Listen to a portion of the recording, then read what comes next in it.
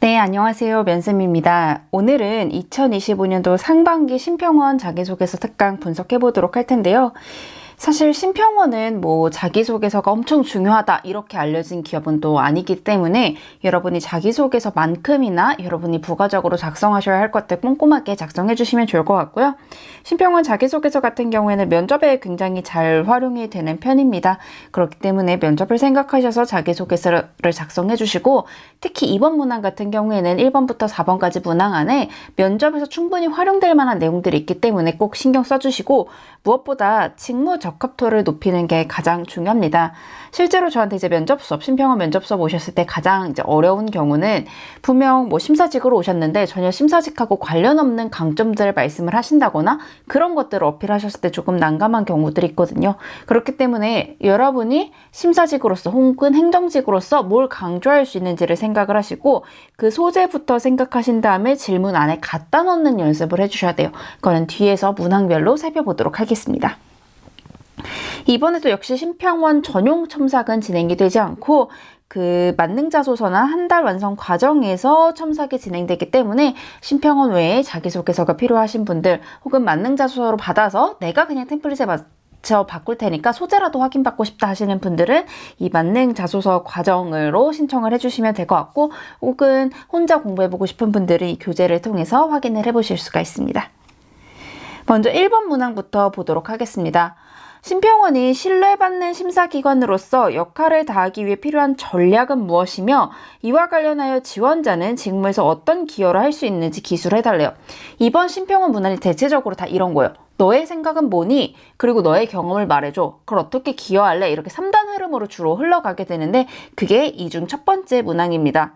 그래서 우리는 직무 적합도를 드러낼 소재를 먼저 선정을 해주셔야 돼요. 그리고 여러분이 심사직으로서 혹은 행정직으로서 심평원이 의료기관 혹은 국민들의 신뢰를 받기 위해는 어떻게 해야 되고 난 무슨 일을 할 수 있을까를 생각을 해보셔야 되는데, 저는 사실 이 문항에서는 어떤 역할을 다하기 위해 필요한 전략이 뭐냐고 물었잖아요. 여러분이 저는 이 전략보다는 어떤 기여를 할 수 있는지 근거가 되는 경험부터 생각을 해주셨으면 좋겠어요.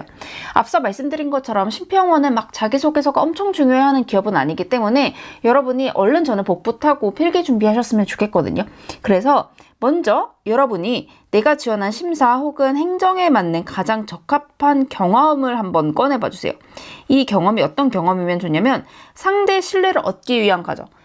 다른 정부기관이나 타 기관 혹은 다른 의료기관, 다른 환자, 고객의 신뢰를 얻기 위해 했던 노력이면 돼서 우리 회원반 분들은 창의주도 협력 어려움 뭐든 괜찮아요. 내가 역량을 드러내서 누군가의 신뢰를 얻었던 경험이면 뭐든 사용할 수 있거든요. 이거부터 찾은 다음에 이거에 맞는 이름을 붙여주셔야 돼요. 혁신 혹은 통찰력, 정말 진보해서 안 쓰셨으면 좋겠지만 예를 들면 소통, 협력을 끌어내는 자세, 전문적인 심사 이런 식으로 내가 이 상대의 신뢰를 얻기 위해 노력했던 과정 안에서 어떤 자세를 유지했는지 생각을 하시고 그거를 두 갈씩으로 빼주시면은 여기에서 붙는 전략에 충족된다고 볼 수 있습니다.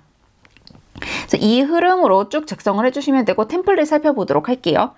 어떠한 원이 되기 위해 이러한 전략은 필수적이라고 생각합니다. 이유이기 때문입니다. 이번 심평원의 자기소개서 문항이 대체적으로 이걸 첫 문단으로 시작하게 됩니다. 먼저 내가 생각하기에 이런 전략이 필요하다부터 먼저 언급을 해주시고, 실제로 내가 경험 당시에 이 전략을 활용해서 성과를 달성한 경험이 있어. 이게 뭐냐면 이 전략이 괜히 중요하다고 말하는 게 아니야. 나는 실제로 이걸 활용했던 경험이 있어 라고 언급을 해주는 거예요. 당시 어떤 문제가 있던 상황이었습니다. 이를 위해 내가 첫째, 둘째, 셋째에서 이렇게 신뢰를 얻기 위한 노력을 한 결과 성과를 이뤄낼 수 있었대요. 입사 후에도 어떻게 기여하겠습니다 하면 마무리가 되거든요. 이거를 저는 24년도 상반기 심평원 1번 문항 갖고 와서 활용을 했고요. 제가 의료인이 아니기 때문에 의료 현장에 대해서는 전혀 몰라서 그냥 여러분은 흐름만 참고해 주시면 감사하겠습니다. 볼게요. 의료의 비용 적정성을 찾아가는 심평원은 최대한 자원을 활용한 의료질 향상 전략이 필수적일 것입니다. 저 이런 거 생각도 못했고 그냥 경험에서 갖고 온 거예요. 이유를 볼게요. 의료기관의 지출이 늘어날수록 그 부담은 국민에게 전가되기 때문에 의료 환경을 지켜야 하기 때문입니다. 라고 이유까지 같이 정리를 해줬어요. 그래서 내가 실제로 요양병원에서 근무할 당시에 생활소도구를 활용해서 신뢰를 얻은 경험이 있대요. 내가 신뢰를 얻은 경험이 어필이 되죠. 당시 이러한 상황이었습니다. 이게 내가 첫째, 둘째, 셋째 어떻게 노력한 결과 결과 추가 운동기구 구매 없이 환자의 회복 속도를 높이면서 신뢰를 얻을 수 있었습니다. 내가 실제로 여기 말한 것처럼 자원을 최대한 활용해서 국민에게, 환자에게 부담이 안 되게 한 다음에 좀 회복 속도를 높인 경험이 있어 라고 언급을 해주는 거예요. 입사 후에도 내가 이렇게 하겠습니다 하면서 기여한 바까지 정리를 해주는 거예요. 즉 여러분이 지난 1번 문항 사용하셔도 되고 건보 문항을 사용해주셔도 돼요. 뭐든 내가 누군가의 신뢰를 얻기 위해 이렇게 자발적으로 노력을 했고 내가 그렇기 때문에 원의 일원이 되어서도 이렇게 신뢰를 얻을 거다. 즉 원에서는 이런 전략을 구축해야 한다라고 나의 경험에 맞춰서 전략도 짜주고 이렇게 하겠다 기여 방향까지 같이 정리를 해주시면 됩니다. 2번 볼게요. 지원한 분야에서 주요 고객층과 이해관계자는 누구이며 어떤 자세로 대해야 하는지 기술해달래요. 사실 이 문항을 처음 딱 봤을 때 이게 조금 어려울 수도 있겠다라는 생각을 처음 했었거든요. 근데 막상 이거는 충분히 복붙이 가능한 문항이에요. 이거는 단순히 여러분이 협력이 가능한 사람인가 협업이 가능한 사람인가를 묻는 거기 때문에 여러분이 직무로서 어떤 그 주요 관계자가 필요한지 어떤 주요 고객층과 이해관계자가 필요한지를 좀 생각해 봐주세요. 예를 들어서 뭐 타부서가 될 수 있고요. 뭐 의료기관이 될 수 있고 다양하겠죠. 저는 잘 모르지만 여러분은 행정직 심사직에 맞춰서 이런 사람이 주 고객이 될 것 같아. 이런 사람이 나의 주 이해관계자가 될 것 같아 생각을 하시고 그러한 대상들에게 내가 협력을 끌어냈던 경험만 찾아봐 주시면 돼요. 결국은 심사직, 행정직 하는 일하고 비슷한 일을 하던 중에 타부서나 의료기관 혹은 고객 이해관계자의 협업을 끌어왔던 경험을 찾아봐 주시면 돼서 뭐 행정직 같은 경우에는 인턴을 했을 때 혹은 앱 개발을 할 때 혹은 의료 관련 팀플을 할 때 내가 누구의 뭐 니즈를 끌어왔다 누구의 협력을 끌어왔다라는 얘기를 작성을 해주시면 되고요. 어떤 협업 소재를 써도 상관은 없지만 타 부서나 타 기관의 협업 특히 심사원이 하는 심평원이 하는 그런 대상자를 끌어왔던 경험이면 더 좋은 거겠죠. 그리고 어떤 자세를 대해야 하는지는 나의 협업 방법이요. 그래서 예를 들어 뭐 솔선수범이나 객관적 근거를 기반해서 어떻게 해야 한다. 우리 협업에 자주 쓰는 것들 있잖아요. 그런 것들 갖고 와주시면 됩니다. 그래서 우리 회원반분들은 그냥 협업 갈등 경험 중에 조금 더 부합한 경험 찾고 거기에 이러한 고객층이 필요하다, 이런 이러한 이해관계를 위해 뭐가 필요하다라는 것만 2가지씩 정리해 주시면 돼요. 템플릿 바로 살펴볼게요. 어떠한 고객이나 이해관계자에게 이러한 자세로 대해야 한다고 생각합니다. 이유이기 때문입니다. 내가 필요한 자세, 이 경험에서 끌고 올 거예요. 예를 남겨두고 경험부터 볼게요. 경험 당시 내가 이러한 자세로 이해관계자나 대상의 문제 해결을 끌어낸 경험이 있대요. 당시 어떠한 상황이었는데 내가 이 성과를 내고자 이렇게 노력해 솔선수범도 하고 장단점도 조율하고 대안을 제시해서 이렇게 협업을 끌어낸 결과 성과를 끌어낼 수 있었대요. 입사 후에도 이렇게 할 거기 때문에 나는 이러한 자세로 협력을 이해관계자와 주요 고객에게 협력을 잘 끌어낼 거예요 라고 정리만 해주시면 됩니다. 예시를 볼게요. 마찬가지로 24년도 심평원 2번 문항 그대로 갖고 와봤습니다. 심사직으로서 의료기관의 상황을 파악하고 이들의 부담을 낮춰주려는 자세가 필요하다고 생각합니다. 자세가 나왔죠. 왜? 부차적인 업무를 줄이고 병의원은 의료활동에 전념할 수 있도록 도와야 협력을 끌어낼 수 있기 때문입니다. 내가 생각한 이유가 나왔어요. 일례로 병동에서 근무하면서 내가 이렇게 업무 부담을 낮춰준 경험이 있대요. 이게 생각이 안 나면 얘부터 생각하세요. 경험 생각하고 위로 올라오시면 됩니다. 경험이 있대요. 당시 이러한 상황에서 인력이 부족한 상황이었대요. 그래서 이 문제를 해결하기 위해 첫째, 둘째, 셋째 이렇게 노력한 결과 100% 일치를 끌어낼 수 있었습니다. 즉 나는 입사 후에도 병의원을 독려하고 번거로움을 나누면서 적재적소의 협력을 끌어오겠습니다 라고 정리가 됐어요. 즉 나는 부담을 낮춰주는 게 협업에 필요한 자세야 라고 정리를 했고 그에 관련한 경험들이 나오게 된 거예요. 그렇기 때문에 여러분도 자세부터 생각하지 마시고 내가 관련 주요 고객이나 이해관계자를 대상으로 협업을 끌어냈던 경험을 먼저 생각하시고 거기서 자세를 찾아봐 주시면 됩니다. 3번 문항 볼게요. 본인의 전문성을 키우기 위해 시도했던 다양한 노력들을 좀 나열하고 그중 가장 효과적이었던 노력과 결과를 정리하래요. 이게 단순히 우리가 기존에 썼던 직무 노력을 나열한다고도 볼 수 있지만 조금 그것과는 문항의 결이 다른 것 같아요. 얘는 제가 봤을 때 심평원에 면접하고 굉장히 밀접한 질문이라 좀 중요한 질문이 되지 않을까라는 생각을 합니다. 앞서 말씀드린 것처럼 저한테 심평원 면접 때 오시는 분들 중에 가장 난감한 경우는 소통만을 나의 강점으로 내세우는 경우거든요. 근데 여러분 그러지 마시고요. 여러분이 갖고 계신 경력들을 쭉 보세요. 그리고 이 경력들을 기반으로 내가 심평원에서 심사직으로 행정직으로 뭘 가장 기여할 수 있는지를 계산하셔야 돼요. 뭐 예를 들어서 외과 병동에서 내가 오래 일했기 때문에 외과적 지식은 좀 갖고 있어. 행정직 같은 경우에는 내가 디지털 전문성을 갖고 있기 때문에 디지털 분야에서 뭐 지원을 할 수 있어. 내가 뭐 암병동에서 일했기 때문에 암에 대한 지식을 갖고 있어 등 내가 다른 똑같은 간호사 지원자보다 다른 행정직 지원자보다 뭘 잘할 수 있는지를 생각을 해주셔야 돼요.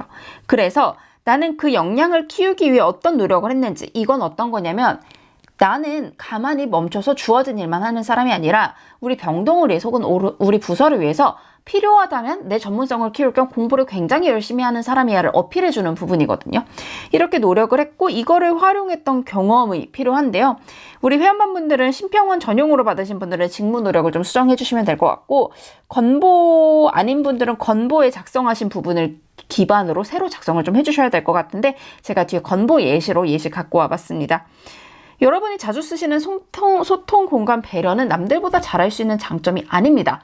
많은 분들이, 특히 간호사쌤들이 내가 소통을 잘해요 라고 하지만 아마 면접장 들어가시면 소통 못한다고 하는 간호사 선생님 아무도 안 계실걸요. 그렇기 때문에 이런 거기보다는 앞에서 말씀드린 것처럼 내 병동과 내가 일했던 근무지들의 특성을 좀 파악을 해주셔야 되고요. 나는 계속하고 발전하고 공부하는 사람이야. 나는 퇴근하고 또 도서관을 가서 공부하고, 나는 스터디를 꾸미고 학회를 참여하는 사람이야. 이런 것들을 언급을 해주셔야 되고, 내가 이거를 실제로 적용해서 효과를 냈던 경험을, 가장 효과적인 노력은 이거였고 결과는 이거였어 라고 어필을 해주셔야 됩니다. 템플릿 볼게요. 어떠한 땡땡직이 되기 위해 이러한 전문성을 쌓아왔습니다. 왜? 이 전문성은 이 직무에 왜 필요하기 때문입니다. 이를 강화하고자 나는 이런 노력들을 했는데 특히 이게 필요했었습니다. 이게 가장 효과적이었습니다. 라고 언급해 주셨는데 이 부분은 이 밑으로 내리셔도 돼요.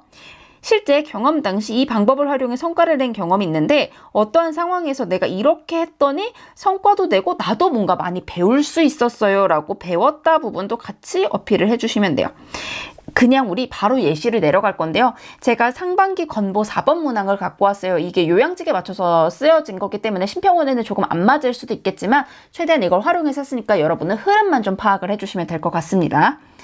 고령 질환에 대비하는 심사직이 되기 위해 노인성 질환에 대한 전문성을 쌓아왔습니다. 특히 노인성 질환은 환자의 기저질환이나 만성질환 혹은 심신상태 등 여러 요소에 영향을 받기 때문에 중요하다고 생각합니다. 정리가 됐어요. 그래서 내가 이거를 배우기 위해 운동치료에도 참여했고 나의 노력들이 나오게 되는 거죠. 노인심리 자격증도 취득했고 영양사 스터디도 하면서 전문성을 길러왔대요. 근데 그 중에서 가장 효과적이었던 방법은 환자별로 퇴원 노트를 작성했던 겁니다. 나의 가장 효과적인 방법이 나오게 되죠.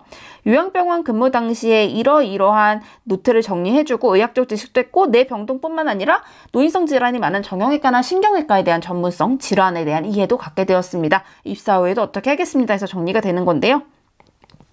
여기에서 조금 역으로 올라가는 팁을 말씀을 드리면, 여러분의 전문성을 먼저 찾는 게 힘들다라고 하시는 경우에는 물론 병동의 특성에서 찾아야 되지만 어떤 게 가장 효과적이었다를 찾기 어려운 경우에는 내가 다른 간호사쌤들은 안 했는데 다른 동료들은 안 했는데 내가 환자를 위해서 뭔가 자발적으로 했던 게 뭐지를 역으로 생각을 해주세요. 이렇게 뭐 퇴원 노트를 작성을 했다던가 뭔가 복약 안내를 어떻게 했다던가 이런 내용들을 찾으면 그거를 기반으로 가장 효과적이었던 방법이 이거다라고 말을 할 수가 있는 거예요. 그리고 만약에 여기에 쓸 게 없어요 라고 하시는 경우에는 사실 스터디나 학회나 이런 거는 확인이 좀 불가하고 우리가 충분히 면접에서 말씀을 하실 수 있기 때문에 그런 거로 좀 작성을 해주시는 방법도 있을 거라고 생각이 됩니다. 이렇게 내가 병동의 특성을 쭉 본 다음에 내가 일했던 경력을 쭉 찾고 그럼 내가 이 경력이 남들보다 길고 혹은 다양하게 했기 때문에 이 부분에서 도움을 낼 수 있어 정리하고, 이거를 기반으로 내가 이거를 쌓기 위해 어떻게 노력했지 정리를 하시는 거예요. 그 중에 가장 효과적이었던 거는 내가 다른 간호사들은 다른 선생님들은 안 했던 거를 했던 게 뭐지 환자를 위해 그럼 이게 가장 효과적이었다고 해야겠다 라고 역으로 정리를 해주시면 됩니다. 마지막 4번 문항 볼게요. 변화에 적응하는 과정에서 유연하게 대처하기 위한 본인만의 노하우래요. 이게 질문이 조금 난감하게 들릴 수 있지만 사실은 그냥 여러분의 적극성과 주도성을 보려는 문항이에요. 제가 여기 작성을 해드린 것처럼 여러분 뭐 회사 생활 다 해보셔서 아시겠지만 입사를 하게 되면 여러분이 원하든 원하지 않든 특정 업무를 맡게 될 수도 있고 원치 않는 업무를 하게 될 가능성은 더더욱 높으며, 특히 의료 쪽은 새 질병이나 코로나 같은 전염병 그리고 의료기기나 기술이 계속해서 변화하기 때문에 여기에 계속해서 적응해 나가야 하는 게 우리 심평원 직원분들이 하실 몫이라고 어떻게 생각을 하고 있는 것 같아요. 그렇기 때문에 이러한 상황에서 내가 수동적으로 누가 뭐 해주면 그냥 받아야지 말아야지 하는 게 아니라 내가 능동적으로 공부할 수 있는 사람인가를 묻기 위해 이 질문을 내게 된 거거든요. 그렇기 때문에 여러분이 조직이나 업무에서 변화가 있었던 경우, 뭐 흔하지만 코로나나 새 병동, 간호가병 통합병동이나 인수인계가 없는 상황에서 내가 이거를 극복하기 위해 노력했던 경험을 쓰시고 이 노력했던 나의 노하우만 두 갈씩으로 역으로 정리해서 쓰시면 돼요. 제가 앞에서 말씀드린 것처럼 이번 신평원 문항은 내가 생각하는 전략이나 노하우, 그 이유, 그리고 관련된 나의 경험, 어떻게 기여할 건가로 이루어졌다고 했잖아요. 얘도 마찬가지로 경험부터 정리하고 노하우는 역으로 올라가도록 할게요. 템플릿 볼게요. 어떤 변화에 적응하기 위해 노하우가 가장 중요하다고 생각합니다. 이유이기 때문이래요. 그래서 경험 당시 노하우를 발휘해서 변화에 적응한 경험이 있대요. 당시 어떤 어려움이 발생한 상황이었습니다. 뭐 인수인계가 없다던가 코로나가 발생했다던가, 근데 코로나 요즘 조금 흔하기는 해요. 여튼 코로나가 발생했다던가 갑자기 병동들이 통합됐다던가 이런 상황이래요. 그래서 내가 이거를 해결하기 위해 이렇게 노력했더니 성과를 이뤄낼 수 있었다고 합니다. 이렇게 정리가 되면 돼요. 예시를 바로 볼게요. 이번에도 24년도 신평원 문항 그대로 갖고 와봤어요. 의료진의 역할이 점차 확대되는 지금 솔선수범해서 팀을 독려하는 노하우가 필수적이라고 생각합니다. 왜냐하면 변화를 두려워하기보다는 자발적으로 공부하고 이걸 알리면서 다른 팀원들이 적응할 수 있게 독려해야 한다고 생각하기 때문이래요. 마찬가지로 이 경험에서 역으로 올라왔어요. 재활병원에서 근무하면서 이거를 도입한 경험이 있는데 당시 회복 속도를 높일 방안을 찾아야 한다는 목표가 주어졌대. 뭔가 새로운 변화가 주어진 거죠. 근데 내가 이거를 달성하고자 첫째, 둘째, 셋째 이렇게 노력한 결과 환자 회복 속도를 높일 수 있었대요. 즉 내가 이러한 목표 상황에서 가만히 있던 게 아니라 내가 자발적으로 그냥 가서 재활치료사 선생님들한테 배우고 공부를 해서 그 노하우를 우리 팀원들에게 알려줘서 적응할 수 있겠어. 즉 뭐냐면 의료진의 역할이 확대되는 지금 솔선수범해서 팀을 독려하는 노하우가 필수적이라고 생각해 라고 정리가 되는 거예요. 즉 우리 회원분들은 모든 소재나 질문, 의도에만 맞추면 뭐든 갖고 와서 노하우 쓸 수 있고 다른 분들도 여러분이 기존에 정리했던 것 중에 심사직으로서 행정직으로서 가장 직무적합도가 높은 소재들 선별하신 다음에 그거에서 노하우만 끌고 오시면 돼요. 이렇게 1번부터 4번까지 쭉 정리를 해봤는데요.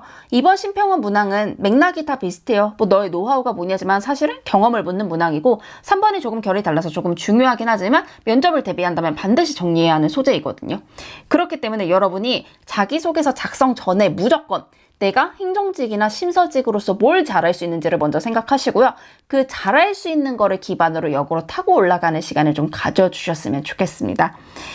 여러분 너무 고생 많으셨고요. 꼭 자기소개서 소재를 가장 먼저 신경 쓰셔서 작성해 주셔서 저희는 면접 강의 때 뵐 수 있었으면 좋겠습니다.